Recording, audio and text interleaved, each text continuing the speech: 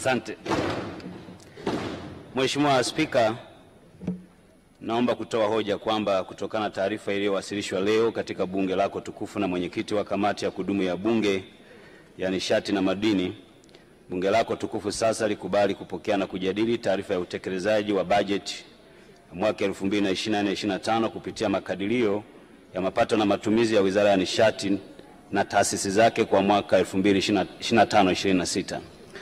Mheshimiwa Spika, naomba nianze kwa kumshukuru Mwenyezi Mungu mwingi wa rehema kwa kuendelea kuwajalia afya njema viongozi wetu wakuu wa kitaifa, waheshimiwa mawaziri wenzangu, waheshimiwa wabunge wenzangu na viongozi wengine, na hivyo kutuwezesha kuendelea kuwatumikia Watanzania. Kipekee nimshukuru Mwenyezi Mungu kwa kuendelea kunijalia afya njema na kuniwezesha kusimama leo mbele ya bunge lako tukufu ili kuwasilisha hotuba ya bajeti ya Wizara ya Nishati kwa mwaka 2025 na 26. Mheshimiwa Spika, Novemba 27 mwaka 2024, taifa letu lilimpoteza Mheshimiwa Dr. Faustine Engobert Ndugulile aliyekuwa mkurugenzi mteule wa Shirika la Afya Duniani Kanda ya Afrika na mbunge wa jimbo la Kigamboni. Aidha, tarehe 13 Aprili 2025, taifa lilimpoteza aliyekuwa mkurugenzi mtendaji wa Shirika la Umeme Tanzania TANESCO, Mhandisi Boniface Gisima Nyamuhanga. Kwa masikitiko makubwa naungana na wabunge wenzangu pia kutoa pole kwa Dr. Samia Suluhu Hassan, Rais wa Jamhuri ya Muungano wa Tanzania, familia za marehemu, ndugu jamaa na marafiki na Watanzania wote kwa ujumla kwa kuondokewa na viongozi hawa. Sisi tuliwapenda, lakini Mungu aliwapenda zaidi. Tunaomba Mwenyezi Mungu azilaze roho za marehemu mahali pema peponi. Amina. Mheshimiwa Spika, napenda kutumia fursa hii kumpongeza Mheshimiwa Dr. Samia Suluhu Hassan, Rais wa Jamhuri ya Muungano wa Tanzania na mwenyekiti wa Chama cha Mapinduzi kwa kufanikisha mkutano mkuu maalum wa CCM uliofanyika jijini Dodoma tarehe 18 na 19 Januari 2025. Katika mkutano huo, Mheshimiwa Dr. Samia Suluhu Hassan alipitishwa kwa kishindo na wajumbe na kuwa mgombea wa nafasi ya rais wa serikali ya Jamhuri ya Muungano wa Tanzania, na Mheshimiwa Dr. Hussein Ali Mwinyi kuwa mgombea wa nafasi ya urais wa Zanzibar na mwenyekiti wa Baraza la Mapinduzi kwa tiketi ya Chama cha Mapinduzi katika uchaguzi mkuu wa mwaka 2025. Aidha, nampongeza Comrade Balozi Dr. Emmanuel John Nchimbi kwa kuteuliwa na kuthibitishwa na wajumbe kuwa mgombea mwenza wa nafasi ya makamu wa rais wa Jamhuri ya Muungano wa Tanzania. Nampongeza Mheshimiwa Steven Masato Wasira kwa kuchaguliwa kuwa makamu mwenyekiti wa CCM Bara. Mheshimiwa Spika, pia nitumie fursa hii kumshukuru vile vile Dr. Samia Suluhu Hassan, Rais wa Jamhuri ya Muungano wa Tanzania, Mheshimiwa Dr. Philip Isidori Mpango, makamu wa rais wa Jamhuri ya Muungano wa Tanzania, pamoja na Mheshimiwa Kassim Majaliwa, Waziri Mkuu wa Jamhuri ya Muungano wa Tanzania, kwa maelekezo na miongozo wanayonipatia kutekeleza majukumu yangu ikiwa ni pamoja na usimamizi wa sekta ya nishati. Mheshimiwa Naibu Waziri Mkuu, samahani. Waheshimiwa wabunge, wale ambao wana mijadala ya lazima kabisa, milango iko mingi sana ya kutokea humu pembeni. Tunahitaji utulivu wakati tukisikiliza hotuba ya nishati. Mheshimiwa Naibu Waziri Mkuu. Mheshimiwa Spika, naomba nikiri kuwa maelekezo na miongozo ya viongozi wetu hawa wakuu ni chachu na msingi wa mafanikio ya utekelezaji wa majukumu yangu. Nitumie fursa hii pia kukupongeza wewe binafsi Mheshimiwa Spika, Naibu Spika na wenyeviti wa bunge kwa kuliongoza bunge letu tukufu kwa weledi na umahiri mkubwa. Ni wazi kuwa chini ya uongozi wenu bunge limeendelea kuwa mahiri zaidi katika kusimamia na kuishauri serikali kuhusu utekelezaji wa shughuli mbalimbali ili kuboresha maisha ya Watanzania. Mheshimiwa Spika, kipekee nimpongeze sana Mheshimiwa Dr. David Matayo David, mbunge, mwenyekiti wa kamati ya kudumu ya bunge ya nishati na madini, pamoja na Mheshimiwa Kirumbe Shabani Ngenda, makamu mwenyekiti wa kamati hiyo, pamoja na wajumbe wote wa kamati ya kudumu ya bunge ya nishati na madini kwa ushauri na maoni yao na kuendelea kusimamia vema sekta ya nishati kwa manufaa ya uchumi wa nchi yetu na uendelevu wa watu wetu. Napenda kuahidi kuwa Wizara ya Nishati itaendelea kuzingatia ushauri wa kamati wakati wote wa utekelezaji wa majukumu yake katika mwaka unaokuja 2025 na 26. Mheshimiwa Spika, napenda kuwapongeza mawaziri wote walioaminiwa na kuteuliwa na Mheshimiwa Rais wa Jamhuri ya Muungano wa Tanzania kusimamia wizara mbalimbali. Niwashukuru kwa ushirikiano mkubwa wanaonipa kutekeleza majukumu yangu ya Naibu Waziri Mkuu na Waziri wa Nishati. Namshukuru sana Mheshimiwa Judith Slavio Kapinga, mbunge, Naibu Waziri wa Nishati, kwa uchapakazi wake mahiri usiokuwa na kifani na ushirikiano mkubwa anaonipatia katika kutekeleza majukumu yangu. Aidha, nimshukuru Mhandisi Frichesi Mramba, Katibu Mkuu wa Wizara ya Nishati, kwa utendaji wake mahiri katika kutekeleza majukumu yetu ya kila siku. Vile vile nimshukuru sana Dr. James Peter Mataragio, naibu katibu mkuu anayeshughulikia masuala ya petroli, pamoja na Dr. Hatibu Malimi Kazungu, naibu katibu mkuu anayeshughulikia masuala ya nishati ya umeme na nishati jadidifu, kwa utumishi wao makini katika kufanikisha utekelezaji wa majukumu ya wizara yetu hii ya nishati. Mheshimiwa Spika, nawashukuru sana pia wakuu wa vitengo, idara na taasisi. Niwashukuru sana wenye viti wa bodi na wajumbe wa bodi zote za taasisi zilizo chini ya Wizara ya Nishati, wakuu wa taasisi zilizo chini ya Wizara ya Nishati na watumishi wote wa wizara kwa ujumla kwa ushirikiano na juhudi zao za kufanikisha utekelezaji wa majukumu ya wizara yetu. Mheshimiwa Spika, napenda nitumie fursa hii kuwashukuru sana wananchi wa jimbo la Bukombe kwa ushirikiano wanaonipa katika kutekeleza shughuli za maendeleo ya jimbo letu. Kutokana na majukumu mengi nilionayo ya kuwa naibu waziri mkuu na waziri wa nishati, kuna wakati wananikosa jimboni, lakini kwa wema na upendo wao wameendelea kunivumilia na kunipa ushirikiano mkubwa wakati wote. Naomba niwaahidi kuwa taendelea kuwa mtumishi wao mwaminifu anayejituma na kutekeleza majukumu yote jimboni. Kipekee naomba nimshukuru sana mke wangu mpenzi Benedetta Clement Matayo kwa maombi na upendo wake wa dhati kwangu pamoja na watoto wetu. Amekuwa mvumilivu katika kipindi chote ninapokuwa natekeleza majukumu yangu ya ubunge pamoja na majukumu mengine nilionayo. Yeye amebeba jukumu la kuendelea kusimamia familia yetu. Mheshimiwa Spika, ninatambua umuhimu wa vyombo vya habari katika kuhabarisha na kuelimisha umma kwa Watanzania kuhusu maendeleo ya sekta ya nishati. Naomba nivishukuru sana na kuvipongeza sana vyombo vyote vya habari nchini, wakiwemo redio, televisheni, magazeti na mitandao ya kijamii kwa ushirikiano mkubwa wanaotupa Wizara ya Nishati na waliotupa mwaka unaomalizika 2024-2025. Ni matumaini yangu kuwa ushirikiano huu utazidi kuimarika katika mwaka unaokuja 2025-2026 kwa manufaa ya taifa letu na wananchi kwa ujumla. Mheshimiwa Spika, hotuba hii imeandaliwa kwa kuzingatia maudhui ya hotuba ya Mheshimiwa Kassim Majaliwa, Waziri Mkuu wa Jamhuri ya Muungano wa Tanzania, kuhusu mapitio ya utekelezaji wa kazi za serikali kwa mwaka 2024-2025 na mwelekeo wa kazi za serikali kwa mwaka 2026. Mheshimiwa Spika, baada ya utangulizi huo, sasa naomba kuwasilisha taarifa ya utekelezaji wa majukumu ya wizara pamoja na mipango wa bajeti ya wizara kwa mwaka 2020-2026. Mheshimiwa Spika, utekelezaji wa majukumu ya wizara mwaka 2024-2025.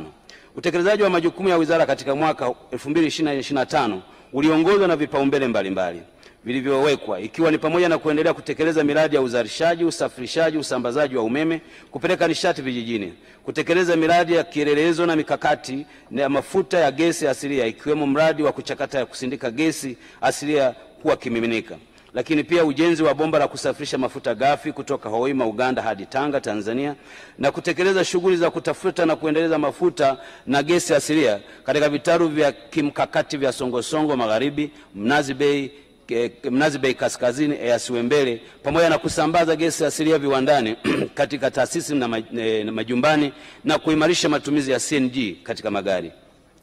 Mheshimiwa Spika, vipaumbele vingine vilivyoweka katika mwaka 2024-2025 ni kuendelea na kuimarisha upatikanaji wa matumizi ya nishati safi ya kupikia, ni clean cooking energy nchini, kuhakikisha kuwa nchi inakuwa na uhakika wa upatikanaji wa bidhaa za mafuta na petroli na ufanisi katika kushughulikia upatikanaji wa bidhaa hizo, kuendelea kuimarisha usimamizi na ufuatiliaji wa taasisi na mashirika yaliyo chini ya wizara ambayo ni TANESCO, TPDC, EWURA, PURA, REA, PPPA pamoja na kampuni tanzu ili yaimarishe tija, ufanisi, uwajibikaji na ubora katika kuendesha na utoaji wa huduma kwa wananchi, na kuendelea kuimarisha ushiriki wa wazawa katika shughuli za mafuta na gesi asilia pamoja na rasilimali watu ya wizara na taasisi zake. Mheshimiwa Spika, sehemu B ya hotuba yangu ukurasa wa 7 hadi wa 124 inaeleza kwa kina kuhusu hatua iliyofikia katika utekelezaji wa majukumu ya wizara mwaka 2024-2025 na mafanikio yaliyopatikana katika maeneo ya uzalishaji, usafirishaji, usambazaji wa umeme, upelekaji wa umeme vijijini, kuwezesha wananchi kutumia nishati safi ya kupikia pamoja na shughuli za utafutaji, uendelezaji na usambazaji wa matumizi ya mafuta na gesi. Mheshimiwa Spika, katika mwaka 2024-2025 Wizara ya Nishati iliidhinishiwa na kutumia shilingi trilioni 1 bilioni 883 milioni 759,455 elfu, ambapo shilingi trilioni 1 bilioni 794 milioni 466,832 elfu ambazo ni sawa na 95.3 ya bajeti yote ni kwa ajili ya miradi ya maendeleo. na shilingi bilioni 84 milioni 892,623,000 ni sawa na 4.7% kwa ajili ya matumizi ya kawaida. Mheshimiwa Spika, hadi kufika mwisho wa mwezi Machi 2025, wizara ilipokea jumla ya shilingi trilioni 1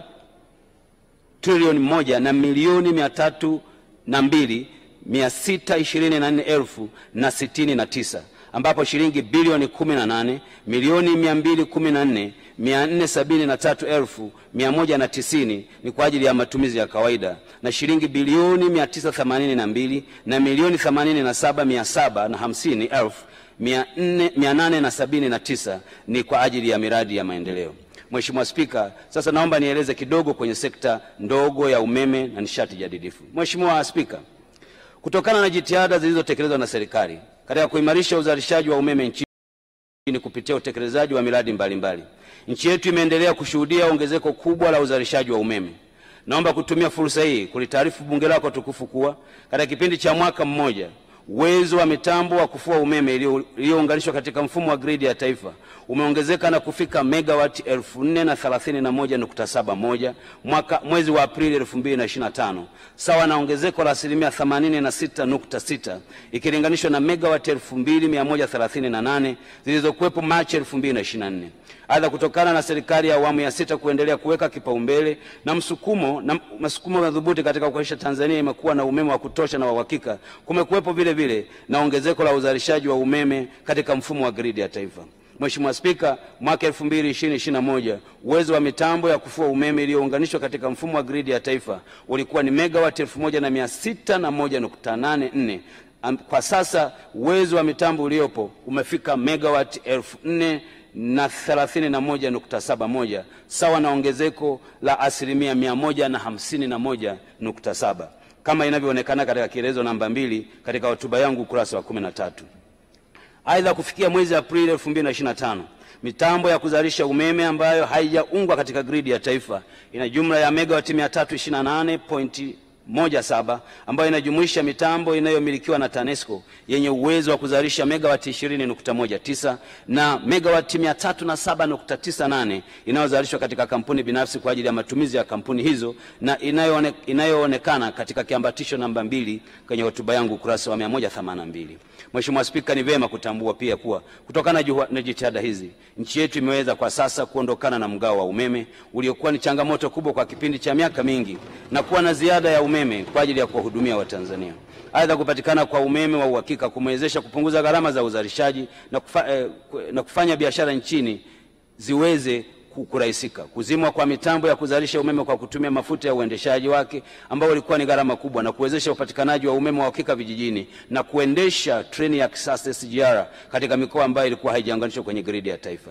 Aidha, upatikanaji wa umeme huu umekuwa uhakika umechangia kukua kwa pato la taifa na kukabiliana na mfumuko wa bei kutokana na athari chanya za upatikanaji wa umeme huo katika shughuli za kiuchumi na upatikanaji wa huduma. Mheshimiwa Spika, ongezeko hilo limetokana na kukamilika kwa miradi mbalimbali ya kuzalisha umeme katika kipindi husika, hususan mradi wa kuzalisha umeme wa Julius Nyerere ambao hadi mwezi Aprili 2025 mitambo yote 9 imekamilika. Aidha, serikali imeendelea kuchukua hatua za kukarabati mitambo mbalimbali ya kuzalisha umeme ambayo imechangia pia kuimarisha uzalishaji wa umeme na upatikanaji wake.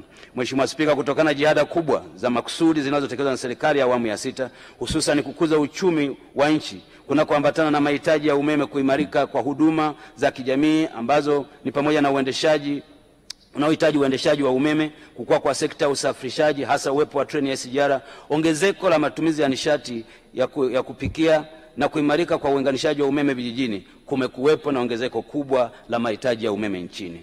Mahitaji ya umeme nchini katika gridi ya taifa yameongezeka hadi kufikia megawati 1921.44 zilizofikiwa tarehe 9 Aprili 2025 saa 3 usiku ikilinganishwa na megawati 1590.1 zilizofikiwa tarehe 26 Machi 2024 saa 3 usiku. Hili ni ongezeko sawa na 20.84. Mheshimiwa Spika, pamoja na mafanikio mengine yaliyopatikana katika uzalishaji wa umeme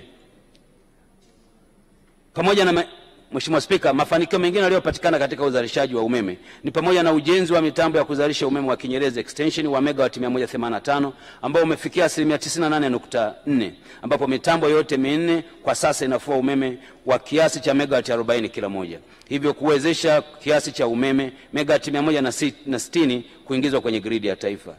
Mradi wa kuzalisha umeme wa kutumia maji wa Rusumo wa megawati 80 unaotekelezwa kwa ushirikiano wa nchi tatu, Tanzania, Burundi na Rwanda, kwa mgawanyo wa sawa wa umeme umekamilika na hivyo kuwezesha Tanzania kupata megawati 26.67 za umeme. Kukamilika kwa mradi huu kumeboresha upatikanaji wa umeme katika mikoa ya kanda ya Ziwa na kuunganishwa kwa gridi yetu ya Tanzania na nchi jirani za Burundi na Rwanda, hivyo kutoa fursa ya kuziuzia nchi hizo umeme endapo watahitaji.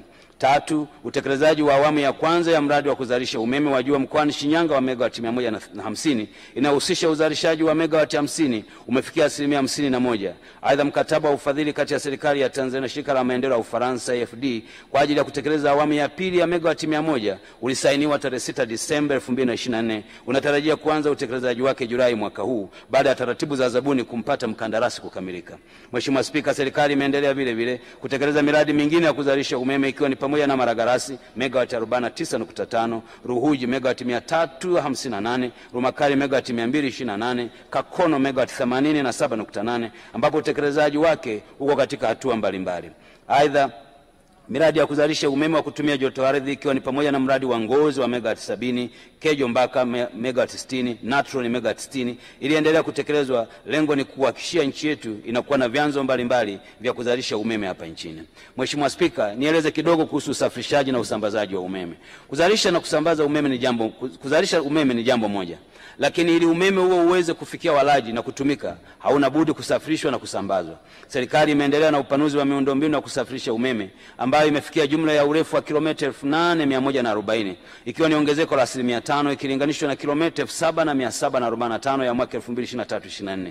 Aidha, miundombinu ya usambazaji imeongezeka kutoka kilomita 176,750.9 mwezi Aprili 2024 hadi kufika kilomita 2,266.25 mwezi Aprili 2025, sawa na ongezeko la 13.3%.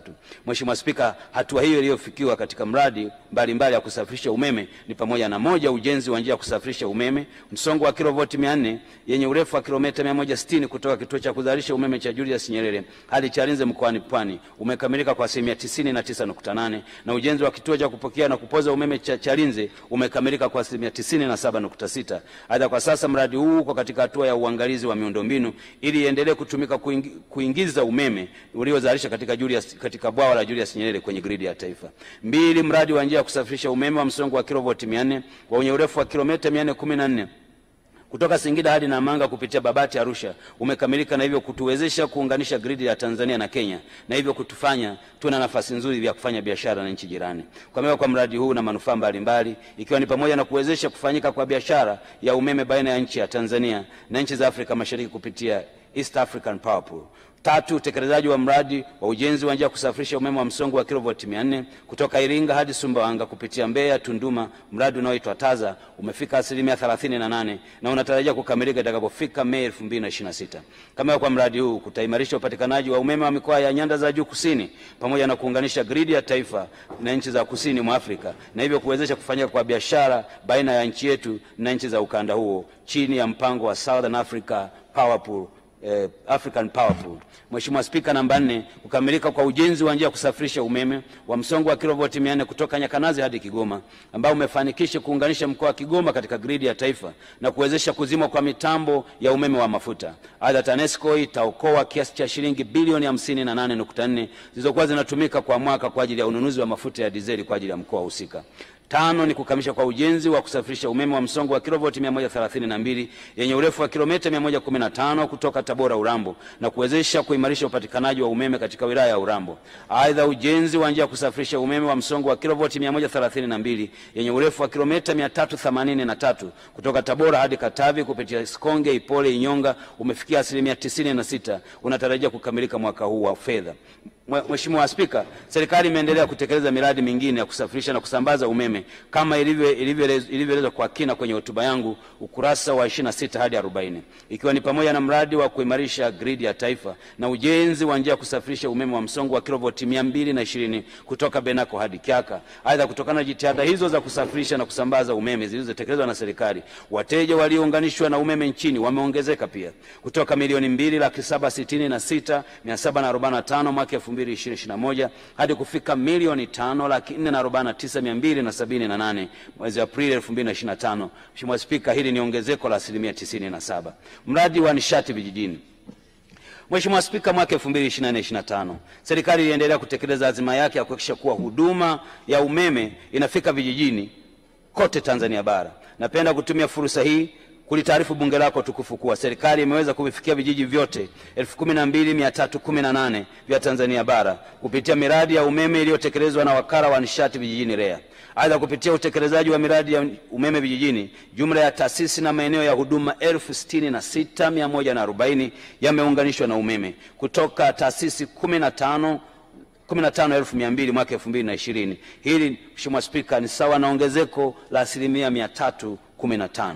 Mheshimiwa Spika, pamoja na kukamilisha wakazi ya uunganishaji wa umeme vijijini, serikali imeendelea kupeleka umeme kwenye vitongoji ambapo jumla ya vitongoji 33,657 kati ya vitongoji 64,359 vya Tanzania bara sawa na 52% tayari vimeunganishwa na umeme.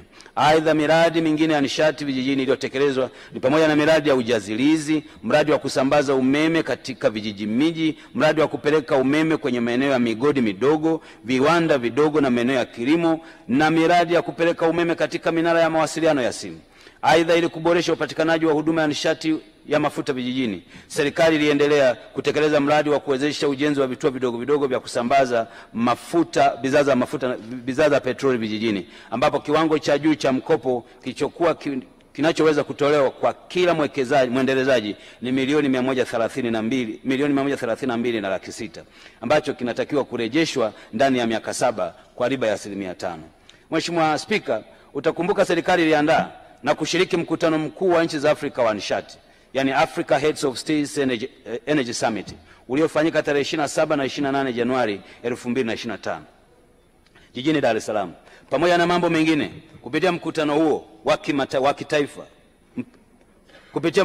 mpango wa kitaifa wa nishati Tanzania, yani Tanzania National Energy Compact, ulizinduliwa, ambapo unaendelea kuongeza kiwango cha upatikanaji wa umeme nchini hadi kufikia 100% itakapofika mwaka 2030 kutoka kiwango cha sasa cha 78.4%, kuongeza kasi ya kuunganisha umeme nchini hadi kufika 75% katika kipindi hicho kutoka 46% za sasa, kuongeza kiwango cha matumizi ya nishati safi ya kupikia kutoka 6.9% ya mwaka 2021 hadi kufika 75% itakapofika mwaka 2030, kuongeza mchango wa sekta binafsi katika sekta ya nishati kwa kiasi cha dola za Kimarekani bilioni 4.5 sawa na takribani trilioni 11.7 ifikapo mwaka 2030.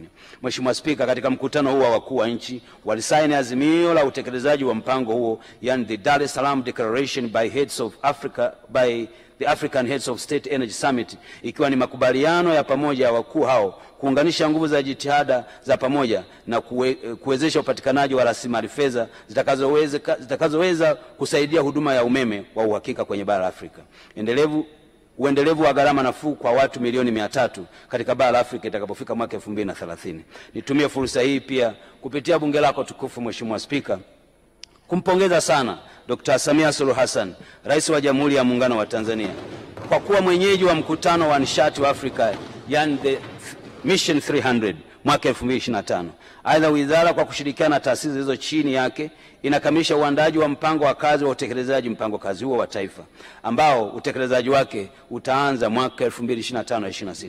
Mheshimiwa Spika, nieleze kidogo kuhusu matumizi ya nishati safi ya kupikia. Serikali chini ya uratibu wa Wizara ya Nishati kwa kushirikiana na wadau mbalimbali imeendelea kutekeleza mkakati wa taifa wa matumizi ya nishati safi ya kupikia wa mwaka 2024 mpaka 34 uliozinduliwa na Mheshimiwa Dr. Samia Suluhu Hassan, Rais wa Jamhuri ya Muungano wa Tanzania, tarehe 8 Mei 2024. Lengo la mkakati huo ni kuhakikisha kuwa 80% ya Watanzania wanatumia nishati safi ya kupikia ifikapo mwaka 2034. Manufaa ya utekelezaji wa mkakati huu ni pamoja na kuwaepusha Watanzania ama wananchi na athari za kiafya zitokanazo na matumizi ya nishati zisizokuwa safi za kupikia na kukabiliana na uharibifu wa mazingira unaotokana na matumizi ya nishati zisizokuwa safi za kupikia.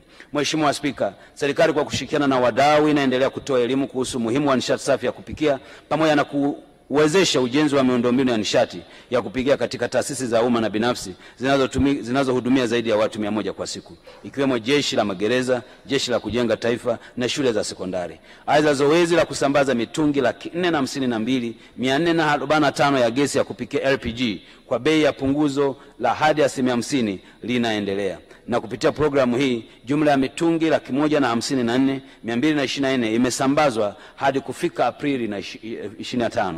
Mheshimiwa Spika, hatua nyingine zilizochukuliwa ni kuimarisha matumizi nishati safi ya kupikia nchini ni kuanza kwa utekelezaji wa mradi wa kusambaza majiko banifu 200,000 yaliyotengenezwa kwa teknolojia yenye ubunifu na kupunguza matumizi ya kuni na mkaa, hivyo kuwezesha kupunguza uharibifu wa mazingira katika maeneo ya vijijini. Hadi Aprili 2025, wakala wa nishati vijijini REA imeshapata kampuni 6 za kusambaza majiko banifu 192,038 katika maeneo ya vijijini na vijiji miji kwenye mikoa 23 kwa bei ya ruzuku ya hadi 75%. Aidha, REA katika hatua za mwisho za kuwapata watoa huduma wanaosambaza majiko hayo katika mikoa miwili iliyobaki ya Njombe na Katavi inaendelea. Mheshimiwa Spika, nieleze kidogo sekta ndogo ya mafuta na gesi asilia. Mwaka 2024-2025 serikali kupitia Wizara ya Nishati iliendelea kusimamia na kuendeleza sekta ndogo ya mafuta na gesi asilia katika maeneo ya utafutaji, uendelezaji, uzalishaji, uchakataji, usafirishaji na usambazaji wa bidhaa za mafuta na gesi kwa lengo la kuhakikisha kuwa mchango wa sekta hii kwenye pato la taifa unaendelea kuimarika, ambapo utekelezaji ulikuwa kama ifuatavyo. Moja, shughuli za utafutaji na uendelezaji wa mafuta ya gesi asilia ziliendelea katika vitaru vya Mnazi Bay Kaskazini, Eyasi Wembere, Songo Magharibi, vitaru namba 4/1B na 4/1C, Mnazi Bay na Ruvuma katika eneo la Ntoria, kama ilivyofafanua katika hotuba yangu ukurasa wa 70 hadi 75 kuhusu kazi zilizotekelezwa. 2, majadiliano baina ya serikali na wawekezaji kuhusu utekelezaji wa mradi wa kuchakata gesi asilia ya LNG yaliendelea kwa kuzingatia maoni yaliyotolewa na ofisi ya mwanasheria mkuu wa serikali na wadau wengine katika mikataba ya awali, ambapo kwa sapo yako katika hatua za mwisho. 3, mradi wa bomba la kusafirisha mafuta ghafi kutoka Uganda hadi Tanzania, yani East African Crude Oil Pipeline EACOP, uliendelea kutekelezwa ambapo umefikia 55%. Kazi zilizotekelezwa ni pamoja na kukamilisha na kuanza kazi za karakana za kuweka mfumo wa joto kwenye mabomba kuwasili nchini kwa mabomba yenye uwezo wa kujenga kilomita 900, kuwekwa mfumo wa kuhifadhi joto katika mabomba yenye urefu wa kilomita 443.7, kupelekwa kwenye maeneo ya mradi mabomba yenye mfumo wa kuhifadhi joto yenye uwezo wa kujenga kilomita 364.3, kuendelea kwa ujenzi wa matenki 4 katika eneo la Chongoleani ambao umefikia 74.2 na ujenzi wa jeti ya kupakilia mafuta ambao umefika 69.1.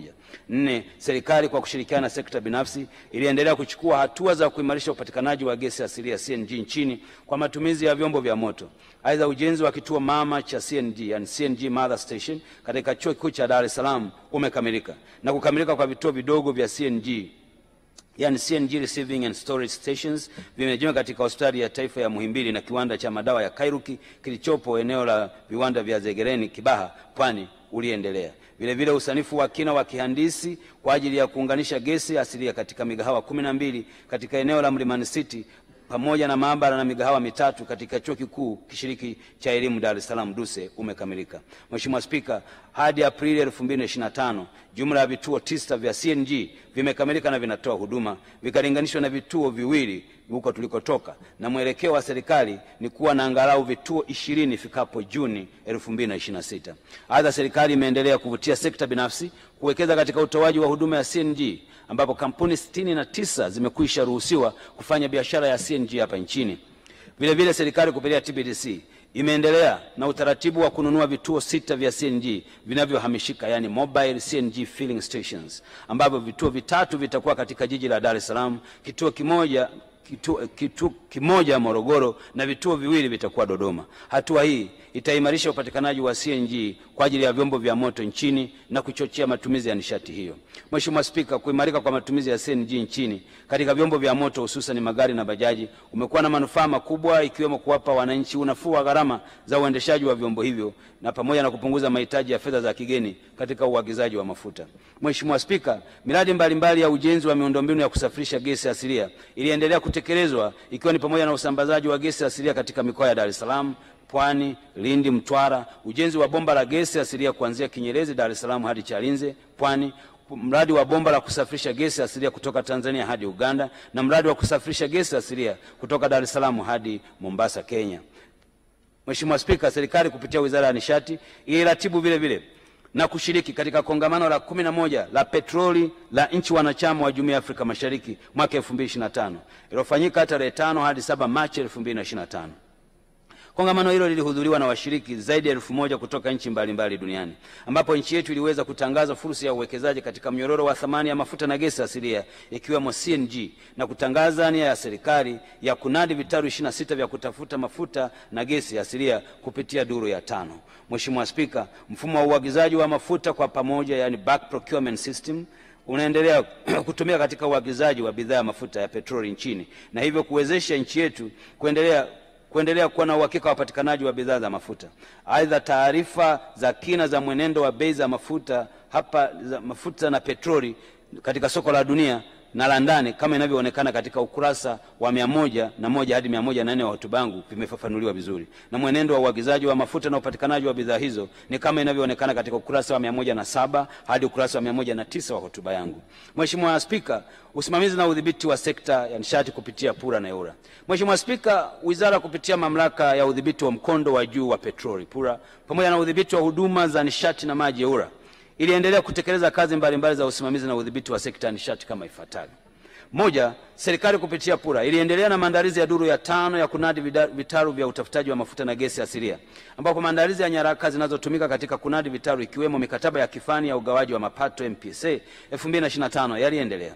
Aidha, PURA ilikamilisha uwekaji wa mikataba katika vitaru 26 vilivyopendekezwa kuingia kwenye mnada na kuandaa vifurushi vya data, yani data package, na taarifa za kitaalamu kwa vitaru hivyo umekamilika na nyaraka za zabuni zitakazotumika wakati wa kunadi vitaru husika. 2, PURA iliendelea kudhibiti shughuli za mbalimbali za mkondo wa juu wa petroli ikiwa ni pamoja na kusimamia shughuli za uzalishaji wa gesi asilia kwa vitaru vya Songosongo na Mnazi Bay na kukamilika kwa maandalizi na rasimu ya uwajibikaji wa kampuni kwa jamii katika sekta ndogo ya mafuta na gesi asilia ambayo ipo katika hatua za mwisho za uidhinishwaji. Kanuni hizo pamoja na mambo mengine zitawezesha utekelezaji wa CSR wenye tija katika maeneo ya mkondo wa juu wa petroli nchini. 3, EWURA iliendelea kusimamia shughuli za udhibiti wa mkondo wa juu, kati na chini wa gesi asilia, ambapo ilitoa vibali 10 vya ujenzi wa vituo vya CNG katika mkoa wa Dar es Salaam, Pwani na Morogoro, kutoa leseni 5 za uendeshaji wa vituo vya CNG, vibali 8 kwa ajili ya ujenzi wa mabomba ya kupeleka gesi asilia kwenye vituo vya CNG na vibali 6 vya ujenzi wa mabomba ya kupeleka gesi asilia kwenye viwanda, taasisi, migahawa ya chakula na majumbani. Mheshimiwa Spika, kutokana na ongezeko la ujenzi wa vituo vya CNG na unafuu wa gharama unaopatikana wa matumizi ya CNG kama nishati mbadala ya mafuta katika vyombo vya moto na mwamko mkubwa wa wananchi kwa kutumia nishati hiyo, tumia fursa hii kutoa wito kwa baadhi ya taasisi zinazohusika katika mnyororo wa matumizi ya CNG ikiwemo Bodi ya Usajili wa Wakandarasi RB, Shirika la Viwango Tanzania TBS, Baraza la Usimamizi wa Mazingira NEMC, EWURA, kuhakikisha pia wanasimamia ipasavyo majukumu hayo katika swala zima la matumizi ya CNG nchini, ikiwa ni pamoja na usimamizi wa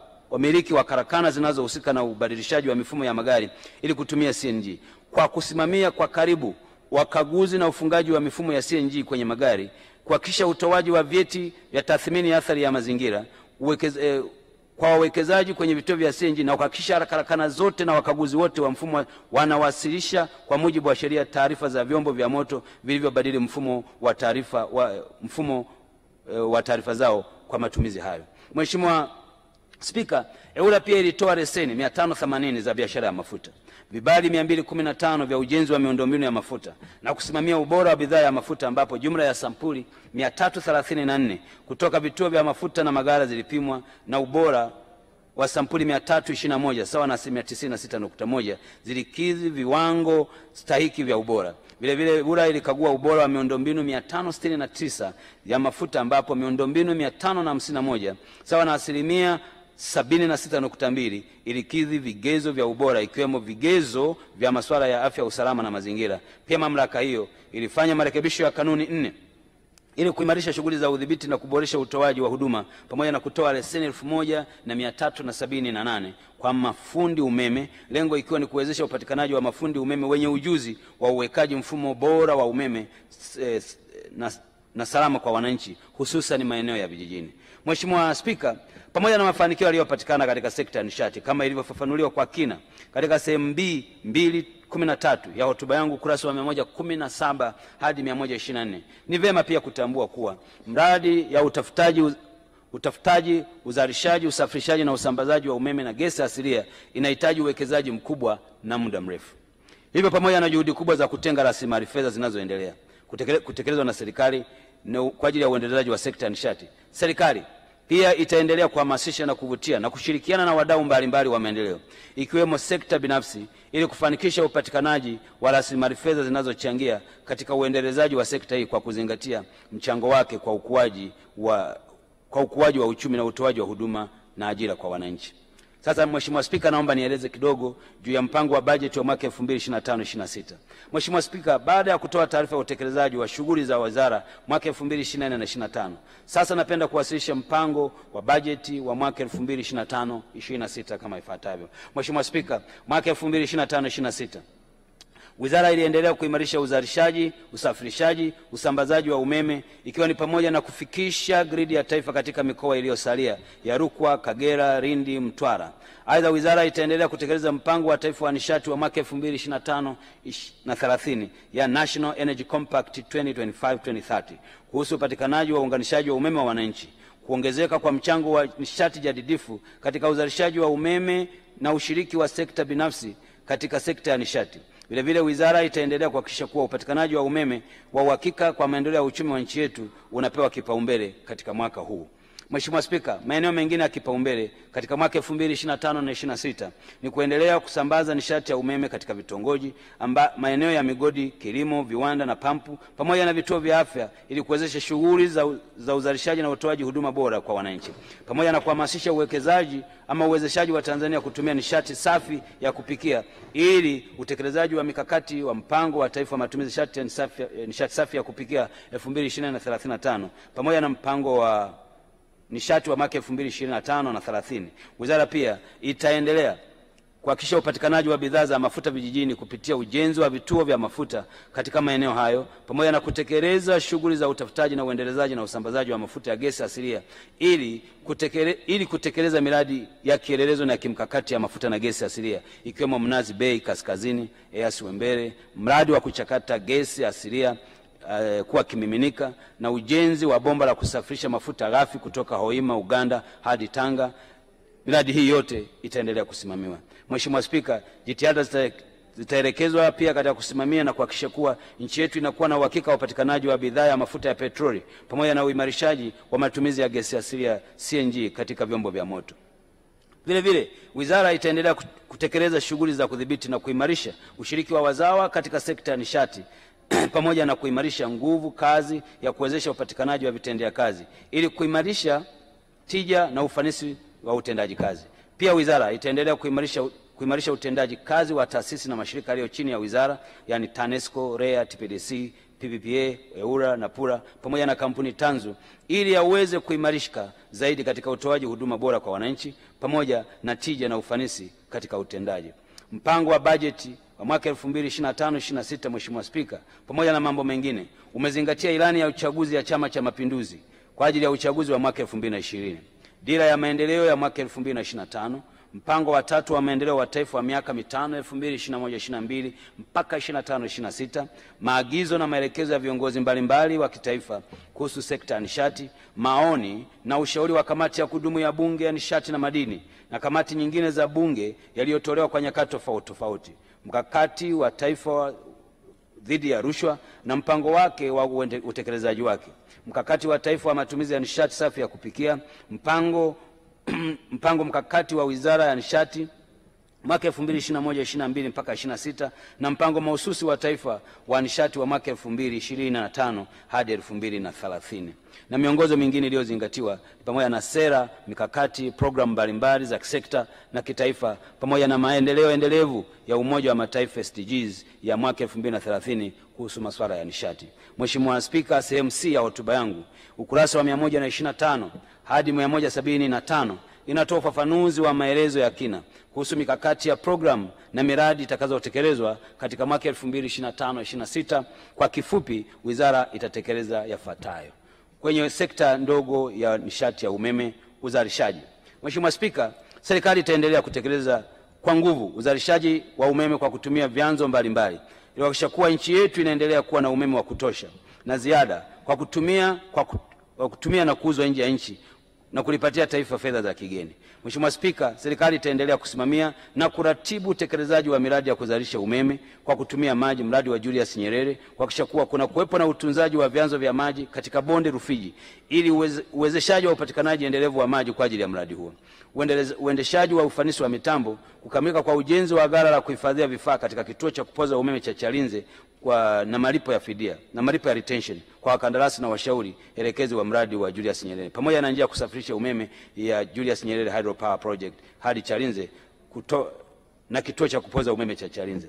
Mheshimiwa Spika, miradi mingine ya kuzalisha umeme itakayotekelezwa mwaka 2025 na 26 ni pamoja na mradi wa Maragarasi wa megawati 49.5, mradi wa Kakono megawati 87.8, Ruhuji megawati 358, Rumakali megawati 222 na mradi wa kuzalisha umeme wa jua wa Shinyanga Kishapu megawati 150.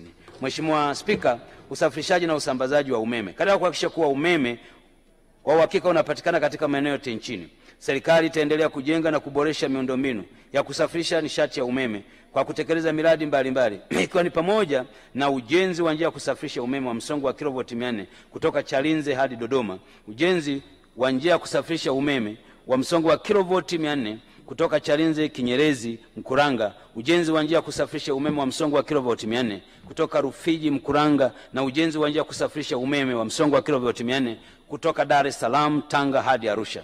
Miradi mingine inayotekelezwa ni ujenzi wa njia ya kusafirisha msongo wa kilovoti 400 kutoka Iringa hadi Sumbawanga kupitia Mbeya Tunduma yani Taza na ujenzi wa njia ya kusafirisha umeme wa msongo wa kilovoti 400 kutoka Nyakanazi hadi Kigoma. Serikali pia itaendelea na utekelezaji wa mradi wa kuimarisha gridi ya taifa pamoja na kuendelea kufanya matengenezo ya kinga katika vituo vya kuzalisha umeme, miundombinu ya kusafirisha na usambazaji wa umeme pamoja na vituo vya kupoza umeme. Mheshimiwa Spika, kuhusu nishati vijijini, serikali kupitia REA itaendelea na programu ya miradi ya nishati vijijini kuchochea kasi ya ukuaji wa uchumi na maendeleo ya kijamii katika maeneo hayo. Programu na miradi inayotekelezwa ni pamoja na mradi wa kupeleka umeme katika vitongoji, mradi wa ujazilizi awamu ya pili B, mradi wa ufungaji wa mifumo ya umeme wa jua katika maeneo ya visiwa yaliyo mbali na gridi ya taifa, pamoja na kutekeleza mkakati wa taifa wa matumizi ya nishati safi ya kupikia kwa kushirikiana na wadau kwenye sekta binafsi.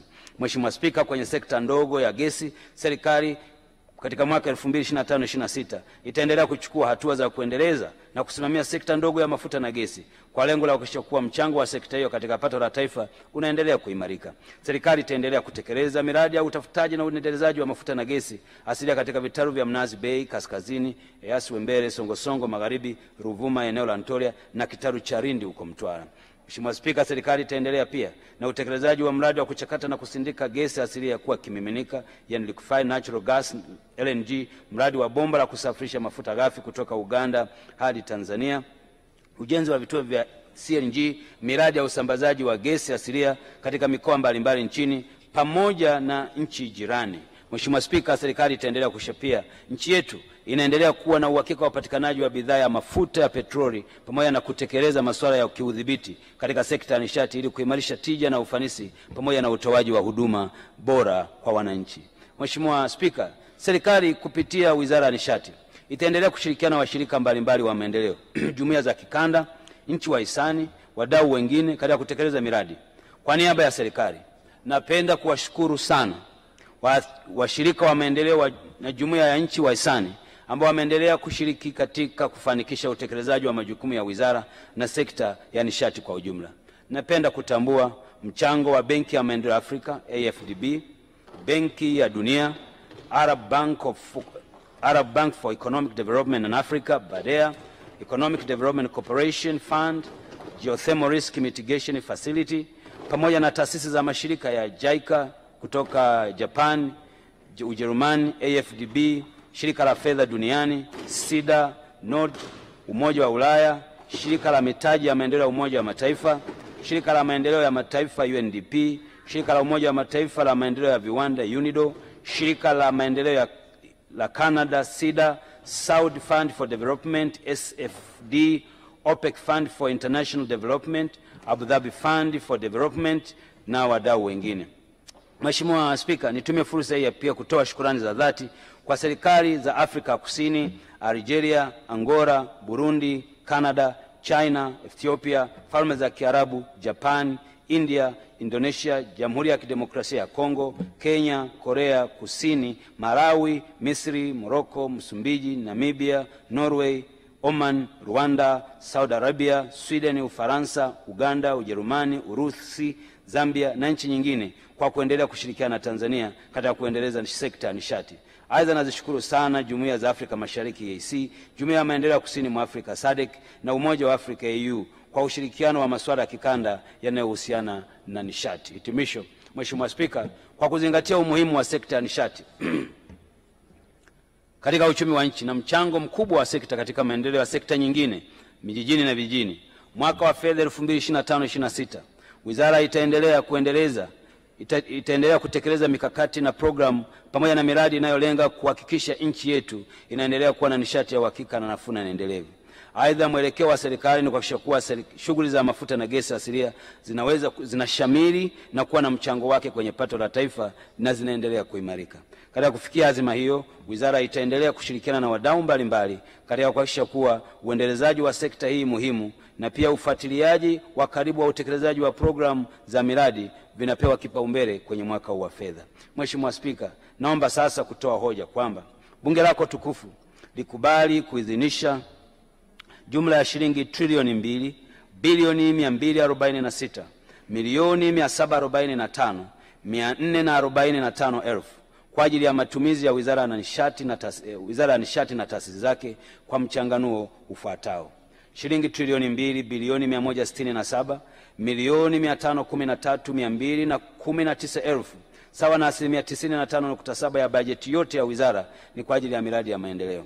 Kati ya fedha hizo, shilingi trilioni 1 bilioni 466 milioni 20,274 elfu ni fedha za ndani na shilingi bilioni 701 milioni 492,945 elfu ni fedha za nje.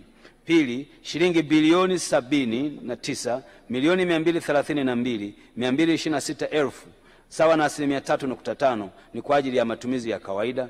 Kati ya fedha hizo, shilingi bilioni 69 milioni 932,306 elfu ni kwa ajili ya matumizi mengineyo yani OC.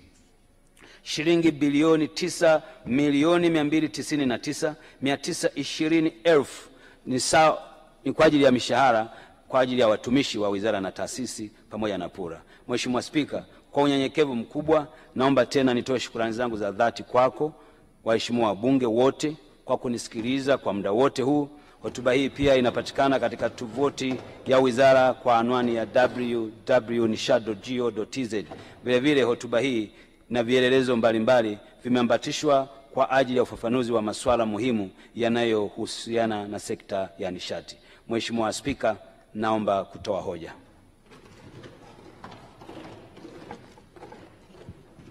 Waheshimiwa wabunge, hoja imeungwa mkono. Mheshimiwa Naibu Waziri Mkuu na Waziri wa Nishati, tunakushukuru.